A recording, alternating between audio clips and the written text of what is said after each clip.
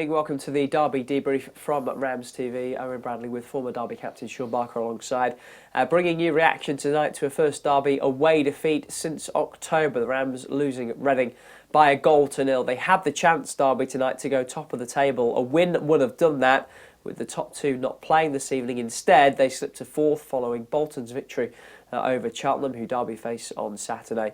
The Rams falling to a 1-goal defeat. You'll hear from Paul Warne shortly, who's disappointed, I think it's fair to say, as I think we both are as well, Shaun. But did Derby deserve anything from tonight? Not for me. If you take the occasion, you take the opportunity, and you take the performance as a whole, I don't think Reading were exceptional, but we just didn't deserve anything for nothing more than the basics. So I'm talking about being tidy in possession, passing to your teammate, having energy, being aggressive. There was zero challenges in terms of aggression and desire to make it difficult. And sometimes you have to play the game. Just as that one-off game, the referee was very reluctant to give free kicks, didn't want to go to his pocket. There were strong challenges from Reading, and Derby didn't play into that. They didn't fight. They didn't push the limits to what the referee would give. And ultimately, it just felt like Reading wanted it more. They're fighting for their lives at the bottom. We had an opportunity to go top.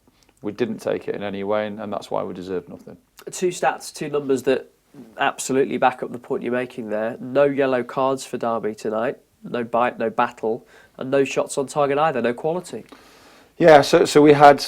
I thought we had reasonable positions on the pitch. I thought in the first 15 minutes you could see it could be open if we wanted to. I thought Reading were there for the taking if we put in a performance. You saw out wide that we had the pace with Barkhazen and Mendes-Lang to hurt them. And it went backwards and forwards, but it always felt like Reading were getting opportunities because of our downfall and our lack of quality in possession. But the second half was more so than ever for me. It's like, let's see something. Let's see that grit and determination, that desire to make it difficult for Reading. We didn't do that. And again, the referee was giving nothing.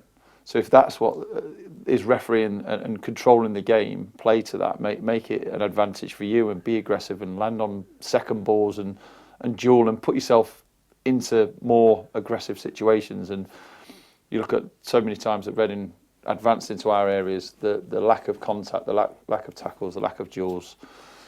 It's a simple thing, but it's so important in football, especially in this league, where you've got to do that if you want to have control of the game. More to come from Barks. Let's bring you some reaction from the Medeski. Here's Derby boss Paul Warne.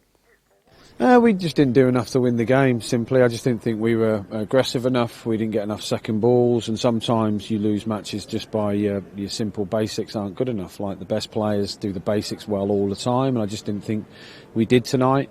I'm not too sure we deserved to lose, but maybe a draw was a fair result. But we didn't really create enough chances. I think JJ probably had our best chance, and he just put it wide. I thought it was in, and then obviously Connor hit the post first half. So so I was just disappointed that we didn't.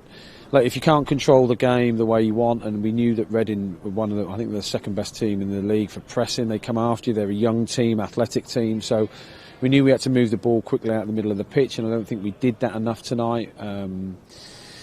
So sometimes if the team don't give you any opportunities to play, which in fairness to them they didn't really, you've just got to match their intensity, and I don't think we matched their intensity enough tonight to come out on top.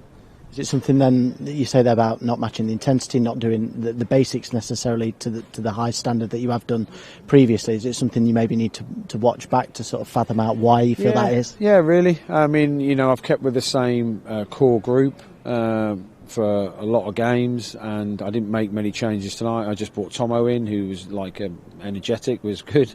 In fairness, I just thought we were just beginning to fatigue. That's why I made the treble substitution. But I'll watch the game back. I don't want to be too knee-jerky about it, but I'll watch it back and try and be as objective as I can, and try and pick the team that can compete on Saturday, because it will be another tough game against Cheltenham. So when you look at the fixtures we have, it's easy to think, that's a 3 point, that's a 3 point. It's never like that. And like I said, if you don't match the intensity of the opposition, you don't give yourself a chance to win a game. Is that the important thing then that you say about not being knee-jerky? Because we spoke about not getting carried away. This group's given so much in the last couple of months. 2 defeats in 14. You've got yourselves right in the top 6.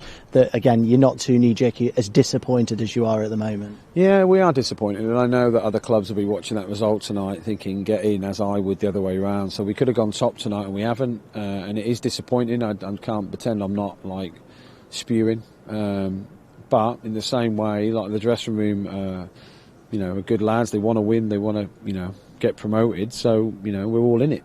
There's no point, having a hissy straight after the game. I talked through what I thought went well. Not many, but what we lacked, and obviously that can stay in the dressing room. We'll watch it back together, certain parts of the game on Thursday to make my point. And by the time the meeting's finished, everyone will be in agreement that I'm right. So that's fine. Tyrese John-Jules, I know you won't know too much at the moment, but you can't help but feel for him for what he's been through to have to come off the field and look like he was in tears.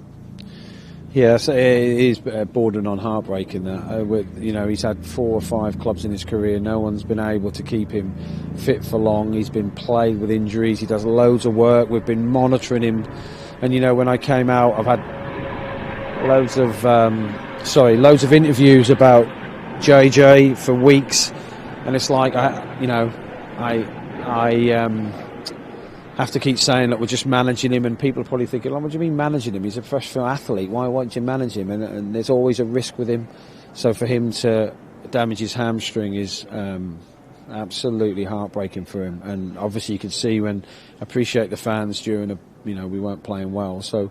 But I sincerely thank everyone who clapped him when he came off, because he is one broken soul, which is horrendous. He's a great kid who does everything he can. He's just, plagued with this problem that we've been doing. Everyone's been working so hard at the club to help him with, and we thought we got him into a safer place. But it's a massive blow for him and the team and the dressing room, because he's a big part of it. But they'll all be there for him, and we'll help him get back healthy.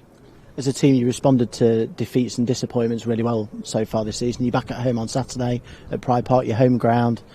I imagine you want to get going again and get out there and start another run again. Yeah, it's just disappointing tonight, because obviously you can go top, you can average 2 points a game, the same boring stuff I say every week, but you don't get many opportunities to go top of your league. And I thought, the way we've been playing, we came here with confidence, we picked an aggressive team, but unfortunately we weren't good enough. I don't think we were the second best team, but I just thought that when we started to chase it, it's just they managed the game quite well. I wish we managed the end of games that well, but they managed it quite well. And I just thought that the game on the whole, and it just felt like a non-foul game. It felt full contact, like WWE at times. I couldn't work out what was a foul tonight and what wasn't, but in fairness, that's no excuse. We just weren't good enough, and that's the simple fact. I can ramble on about loads of little things that I think, but fundamentally, if you don't match the opposition's intensity, you're not going to win. And tonight, they were just a bit younger, fresher, fitter, on the front foot more than us, which we don't say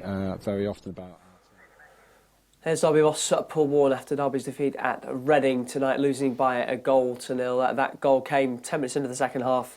Shaun, first goal always massive, particularly in games like tonight. Maybe there's a touch of good fortune about it with it coming off the post firstly, but hard to begrudge Reading going in front in many respects. Yeah, I appreciate what Paul's saying there about not being a huge amount between the two teams and maybe didn't deserve to lose it. But for me, you win that game if you perform, if you do the basic things well. And over everything, it's just that competing for me, that desire to go in strong, to make tackles, to make blocks. And they had a chance that bounced off the post and fell kindly to Josh Vickers in the first half. In the second half, it wasn't to be, and it fell to the Reading man on the edge of the box. So there were signs throughout the first 45 minutes that we weren't on it, and we had to change that in the second half. And the second half, it didn't change. And you had little moments where you got in the final third, lacked a bit of quality. Too many times we got brushed through kind of central area. And I saw too many opportunities where if you win that first ball, you win the second ball, there's a good chance to counter. And you've got players, when there's space on the pitch, that can cause them problems. So for me, it was really disappointing. And the point for the reason I don't think that Derby deserved anything is because they had an opportunity. And when this big moment came and there was a chance to go top, they didn't turn up, they didn't perform, they didn't match the intensity, they didn't do the simple things well. And if you don't do that, you're not going to win the game. I suppose there's two ways to look at that. You know, we shouldn't slip into full-blown crisis because Derby only 3 points off the top of the table, but they had the chance to go into the top two at the weekend, didn't take it. They had the chance to go above Peterborough at Pride Park on New Year's Day, didn't take it. Chance to go top tonight, didn't take it. Is that too much of a pattern emerging for you? Well, it's a concern that when the opportunities are presented, we're not doing our utmost to make the most of those opportunities. And it's not happened once, it's happened a couple of times. And you work so hard, and you have so many positive performances and results to get yourself in that position, then it's just that final hurdle. Can you make the opportunity count? Can you go to Reading and put on a performance when it's really needed and sit top? Then it's up to everyone else to then start chasing you. And obviously Portsmouth can leapfrog you straight away with their next game, but you're putting them under pressure. And you see so many positive things this season, and when it was needed the most this evening, we didn't turn up. And football's like that. I don't think we need alarm bells because our run's been excellent, our performances have been good. We've had individual performances, and we've gleamed when we've seen Mendes Lang at times, and Colo in front of goals, and Barkhuizen in that final third over the last month or so. But too many were off it. Too easy for Reading to get something from the game, and that was the concerning thing for me, that when we needed a bit of fight, a bit of desire, the referee allowed that, and we didn't take it. Just on the referee tonight, I think we both appreciate the fact that the game flowed pretty nicely, but as Paul Warne said, a bit of confusion at times? Yeah, but the confusion's not there after the first 20 minutes, and he's not blown for free kicks. That was my concern.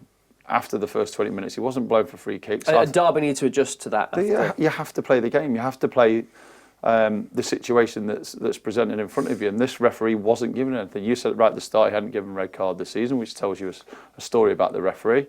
Reluctant to give free kicks. For me, there was a sending off possibility against Harahan in the first half, which wasn't given as a free kick. So the referee's telling you he will let things go by.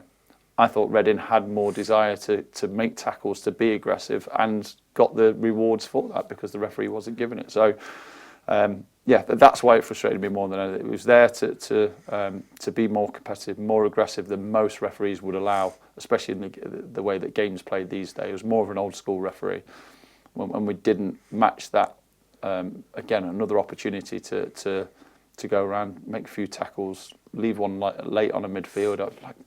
It's the way that the game is played, but we're not allowed to do that anymore, and today was presented where you had an opportunity to do that. And defeat for Derby then, 5 other games tonight in League One. Here's how everything finished. Victory for Bolton, it takes them above the Rams. Cheltenham wrongly had a goal ruled out for offside there. Exeter with a big win at Bristol Rovers. Northampton got a 97th minute winner to beat Charlton. Louis Watson scored for them, former Derby midfielder. Charlton had a man sent off late on, and they've parted company with their manager, Michael Appleton, after the game as well. That had been rumoured for a couple of days. Barnsley beat Oxford, so Oxford the other side in the top 6 to drop points tonight. Wigan beat Wickham, courtesy of a goal 20 minutes in to added time. This is what it all means for the table. Portsmouth still your leaders, Peterborough still second, Bolton go above Derby into third, and they have the games in hand on the other teams in the top 7. Stevenage is just outside of things at the moment. At the bottom, Reading's win doesn't get them any closer to safety really, although it does bring a whole host of teams on 30 points, a little bit more into the equation. Cheltenham, as I mentioned before the game, have been on a very good run recently as well. They come to Pride Park Stadium at the weekend. That's just about it from us for now. If you want more reaction to tonight's game, it'll be on the website dcfc.co.uk. Until next time, from me, Barks, and the rest of the RamsTV team, goodbye.